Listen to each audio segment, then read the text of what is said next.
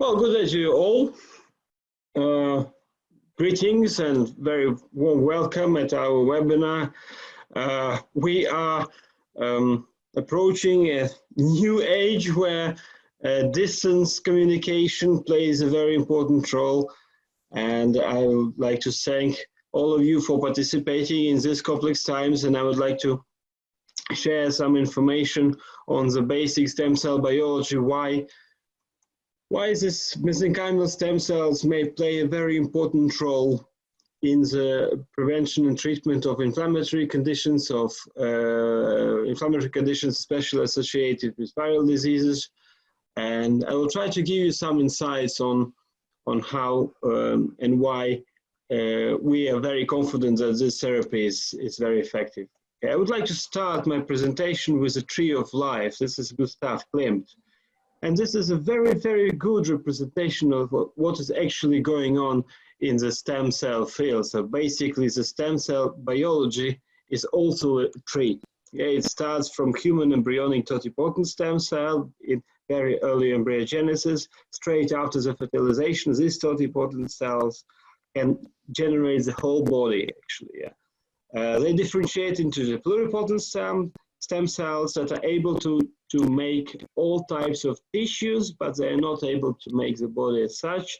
And then we have three layers: ectodermal, mesodermal, endodermal progenitors, resulting in a whole array of multi-lineage stem cells that actually provide us with a lifelong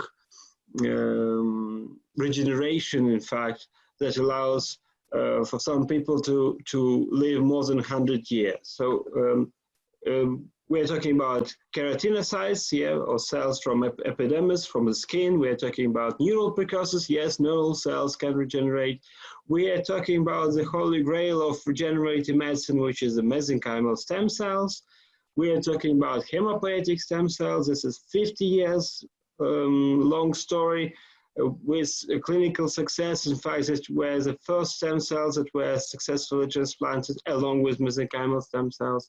We're talking about endothelial precursors, cardiac precursors, multilineage lung precursors, gut precursors, pancreatic, hepatic, and thyroid. Basically, this is the whole story, but we will be mostly interested in mesenchymal stem cells because they are like non-specific builders. When something goes wrong, you call like a jack of all trade, and this mesenchymal stem cells are actually somehow they reside in every part of the body, in every tissue, and apparently in many occasions it was shown that actually these stem cells are parasites. They reside on the outside of the vessels, and they're just sitting there waiting for the damage to come. Yeah, and as soon as damage is inflicted, mechanical or in fact infectious, the mesenchymal stem cells kick in and they try to reduce the inflammation and improve the regeneration. So this mesenchymal stem cells that we are interested in, that we are marketing, and I will tell you something about the tree of life by stem cells today. Okay, so here we have a human embryonic and fetal development. It starts with fertilization. And all of these stories, starting from 3 weeks to 38, 40 weeks, they are orchestrated by stem cells. So we are the product of stem cell differentiation and proliferation. The program for generating the correct tissues and correct organs is already within the cells. The question is, this is not a question. Yeah, this is happening. This is happening with everybody of us. This happened already with us. We are the products of stem cells. But what happens next? Where do the stem cells go then? Okay, we understand that during the early age, there are more stem cells, and I will show you a slide that shows this. But during the later process, the aging process, we tend to lose the stem cells. Okay, so basically, I like this slide very much. Why? Because when you're small, when you're little, you still have a huge potential of your fetal reserve of embryonic stem cells, which is fantastic. As you age, as you go to teenager, to 30, 50, 80 plus, yeah, you start losing your mesenchymal stem cells, you start losing your regenerative potential. And this could be shown very easily. When a child breaks an arm, it takes 3 weeks, 2 weeks, as the child is okay. Now try breaking an arm, and at the age of 50 or 80, yeah, it will take 6 months for recovery, and then another 1.5 years of intensive physiotherapy just to get the function right. And then you get the arthritis after. So basically, it is like this. It is like this. So we are losing this mesenchymal stem cells through our lives, through our lifestyle. And basically, maybe it is a nature's way of controlling this age span. But it is possible to go from this content of mesenchymal stem cells to this content of mesenchymal stem cells with the right therapeutical approaches. And I'll show you. Okay, I'll talk some more about stem cells. So you have totipotent stem cells. Why I want to talk about it? Because there is a lot of misconceptions. Yeah, not all stem cells are equal, and this is important to understand. And not all stem cells are safe, and not all stem cells have equal regenerative potential. So basically, we'll go through the hierarchy, and we will see how it actually functions.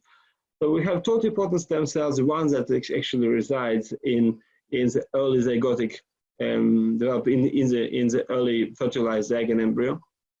That differentiates into pluripotent stem cells, which is also self-renewing. Here we have a decrease of regenerative potential, but significant decrease of cell numbers. Yeah. Then you go to multipotent self-renewing stem cells, which are in part mesenchymal stem cells. And you have restricted potential in self-renewal, restricted potential not yet functional, and non-dividing fully functional cells. So basically, if you are playing with this type of cells, or this level, it's a problematic thing, because these cells can be heterozygogenic. They can cause cancer. Okay, these cells have been used successfully in clinics now for over 50 years, and some literatures also claim even longer, without a single oncogenic transformation. So these cells are considered to be safe. They still have a huge amount of regenerative potential left. And what's important, we have a lot of the cells. We can expand the cells to the quantity that are relevant to the therapeutic approaches. And therefore, these are the golden middle cells suitable for the therapy and for the appropriate anti-aging, anti-inflammatory, systemic improvement of the conditions for every individual patient. So the history of mesenchymal stem cells goes like this. They were first reported in about 1970s, and by 2019, 2020, in fact, I have checked today there are 1,080 officially registered clinical trials. So this is a huge number of clinical trials that are targeting various organs and tissues and diseases, all with the same type of mesenchymal stem cells, similar type of mesenchymal stem cells, which gives us a very, very good understanding, a very, very good level of trust for such therapy. And later I will show you the distribution of these clinical trials around the world, and it's really, really interesting. There is a controversy. Why in so many years the regulators, so the ministries of health and the national healthcare authorities and the regulatory authorities, are not taking up the concept of mesenchymal stem cells? Well, it lies within the whole essence of the therapy. The medical devices are very familiar for regulators, no problem, like syringes, like test systems, like specialized equipment. Pharmaceuticals are also very familiar, so they use chemistry control, pharmacokinetics, pharmacodynamics. There is no problem with this. But the cell therapy, tissue engineering, and gene therapy and biotech is more or less on the market now, but these three products, in fact, they can be expanded now to more products like immunotherapy products, etc. They fall in between, so you cannot use like engineering controls that were used for medical devices, and you cannot actually use chemistry controls suitable for pharmaceuticals, because the cells are alive, they're always changing, they're always, they not possess a stable even gene expression, and therefore the new approaches have to be applied and have to be developed to evaluate the safety and how the regulators can approach. Now, in some countries, regulators have been very nice, like in Malaysia. They say, okay, we want to learn about stem cell therapy, and we allow 5 years of experimental use. This is brilliant.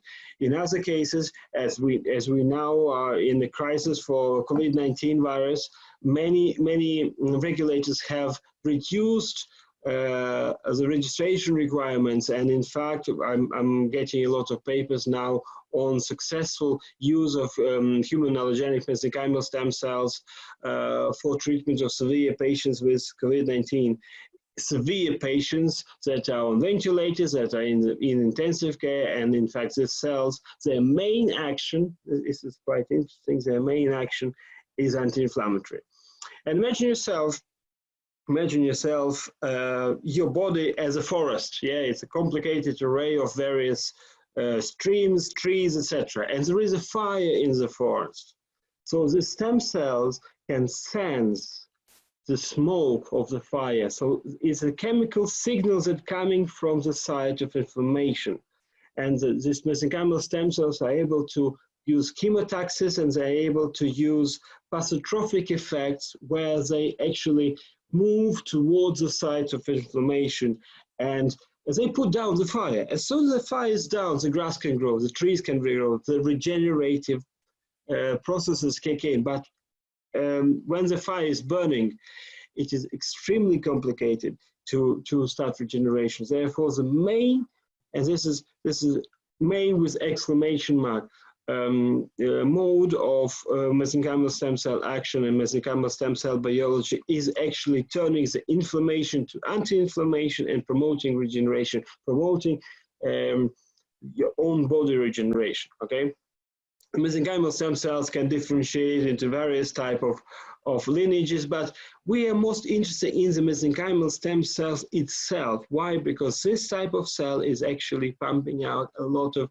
anti-inflammatory, pro-angiogenic cytokines, chemokines, growth factors, etc. It's like a factory for repair.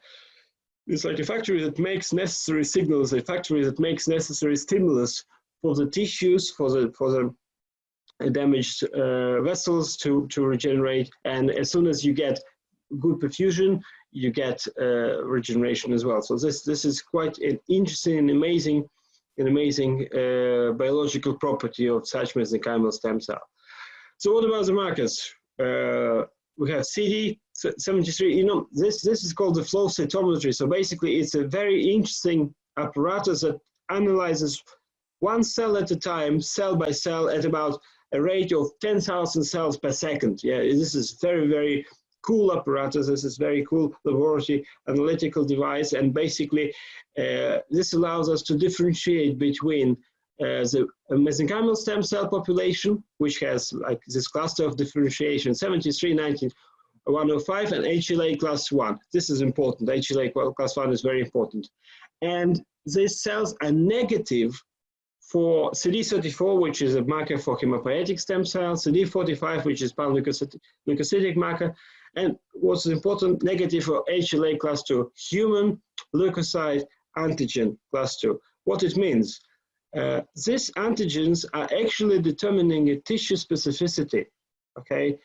If the cell has no HLA class 2 receptor, this means that I can use your cells and you can use my cells without matching. This is amazing. This is really amazing. I've been thinking a lot recently, and not recently, but for like past 20 years on this, why these mesenchymal stem cells lack HLA class 2, and where, bearing in mind that these cells are very anti-inflammatory, where they can actually play a role. And I come to a nice conclusion that actually mesenchymal stem cells during the early embryonic development play a very important role. So the embryonic mesenchymal stem cells from the embryo are able to cross the placenta and reduce the inflammatory response of mother, because the fetus is a foreign matter to the mother, and mother actually can accept the the fetus and actually grow. So basically, once in our lifetime, we actually have been exchanging mesenchymal stem cells with our mothers, and probably mothers were exchanging mesenchymal stem cells with us. So this is interesting because we have conducted a very huge meta-analysis on the available clinical trials and published data based on mesenchymal stem cell therapy, and basically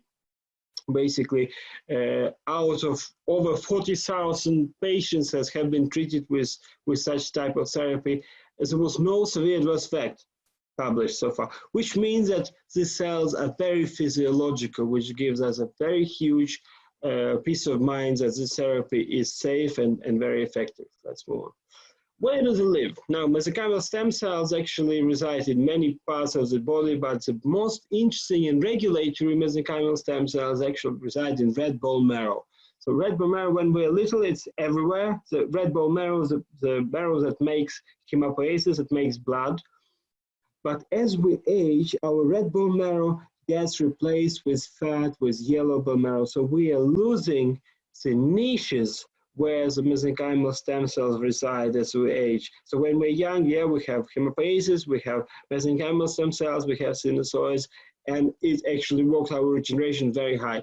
As we age, the niche gets replaced with adipose tissue, and basically we start to lose our mesenchymal stem cells. So basically, by taking mesenchymal stem cells from a young healthy donors, and it's very important because we have shown, and I'm sure that our Japanese colleague will touch this issue, taking the mesenchymal stem cells from a young healthy donor, expanding them under the clean room conditions in regulated environment, and reintroducing the stem cells to an older patient. Basically, we are able to regain some of this regenerative and anti-inflammatory potential, and actually provide significant reduction of acute and chronic inflammatory processes. This mesenchymal stem cells, inhibit production of reactive oxygen species, nitric oxide, prostaglandins, huge amount of pro-inflammatory cytokines, matrix metalloproteinases, etc. But they actually also inhibit a lot of activated immune cells. So basically, if you inhibit immune cells actually are responsible for reactive oxygen species, etc., the pro-inflammatory stimuli. Therefore, this mesenchymal stem cells, once they have been injected into the body, obviously the first line where the mesenchymal stem cells will go, it will be lungs. Yeah, the lungs actually take about 70% of injected population. And this is very good for coronavirus, because within a very short time, in the tissues that plays the most important role for actually clinical condition of the coronavirus patients, you get a huge amount of anti-inflammatory factors, and anti-inflammatory factors will reduce edema, will reduce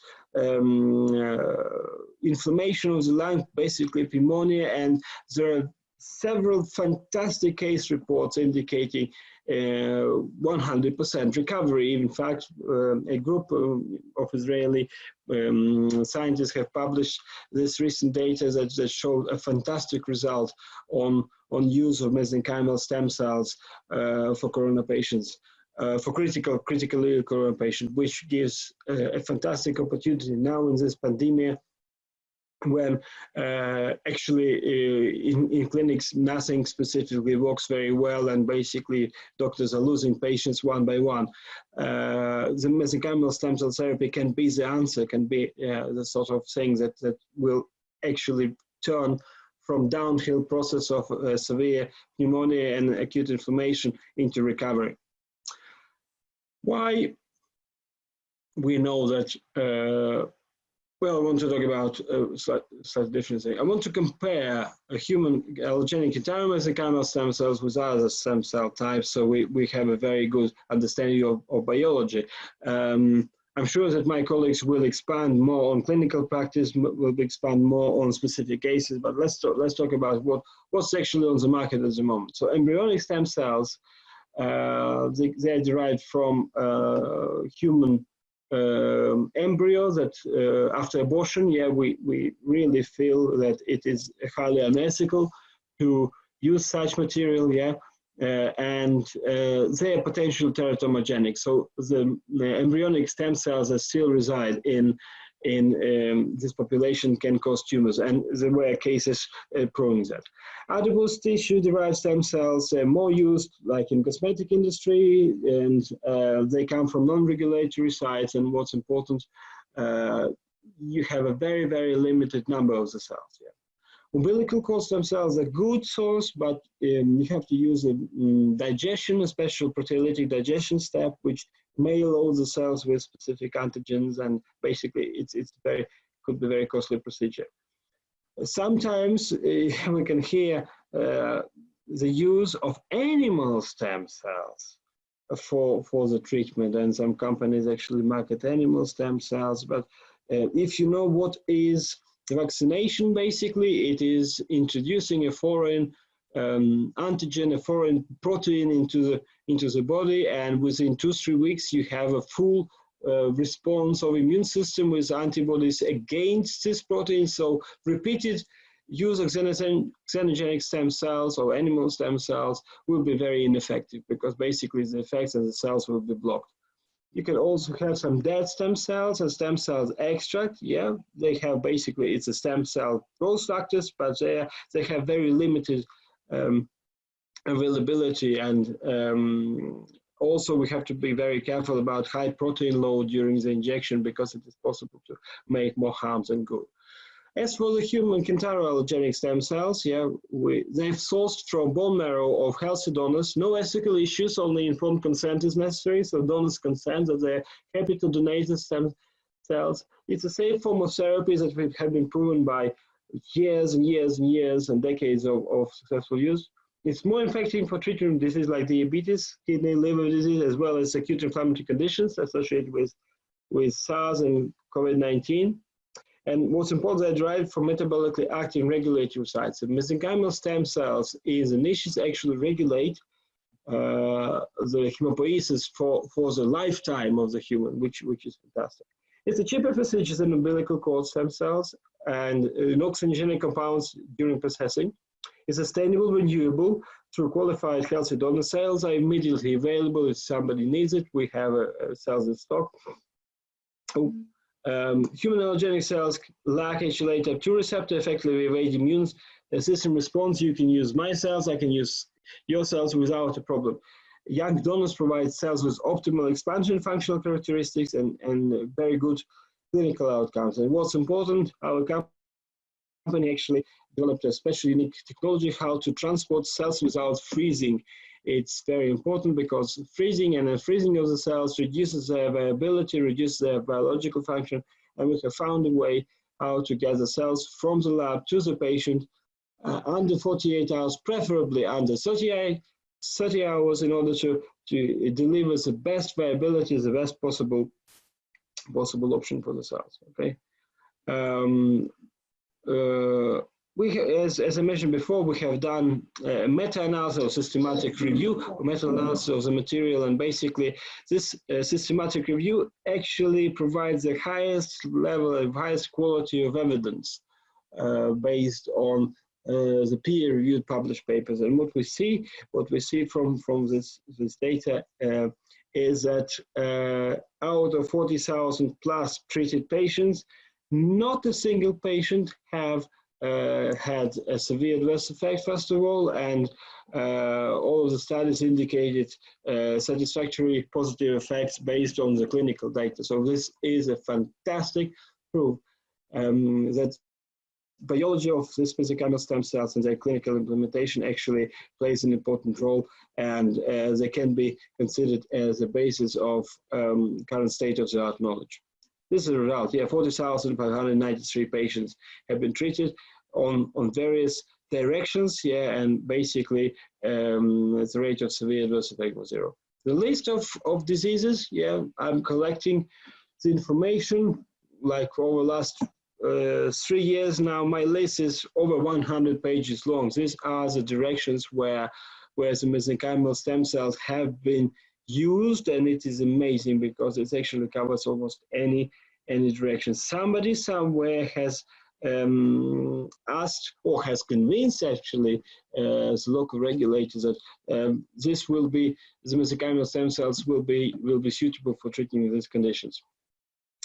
For me, as for a scientist, it's important to keep track of the publication, and the publication dynamics for mesenchymal stem cells is exponential, so it doubles every year.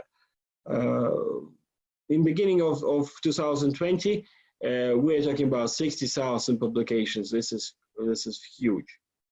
And in fact, this is data from today. This is a map of the world with a number of clinical trials that are based on mesenchymal stem cells around the world.